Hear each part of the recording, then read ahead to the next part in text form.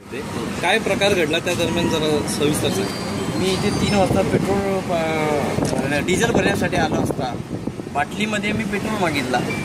तर मला डिझेल मागितला, 150 रुपयाचं डिझेल द्या. 150 रुपयाचं डिझेल मागितल्यानंतर या थम्सअपच्या बाटलीमध्ये 2.25 एवढा लिहिलेलं आहे बरं. आणि रिडिंगमध्ये मला दाखवलं 2.36. तर 36 आल्यानंतर मला संशय वाटला का 2.25 आणि 11 मिली पुढे जातो. बरं.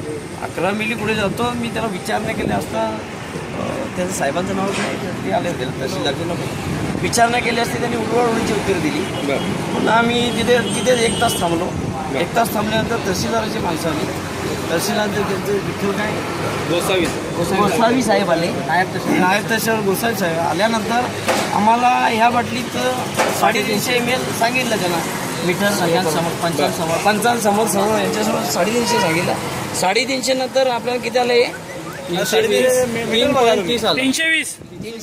मिलीमीटर 30 ml कमी आला. 30 ml साहेब तुमचं म्हणणं आहे की या ज्या पेट्रोल पंपावर जे मोजमाप आहे त्या मोजमापात काहीतरी तोडबंगाल केलं जातं आणि इथे जो सगळा ग्रामीण भागातली सरासर लूट केली जाते असं 100% 99% आदिवासी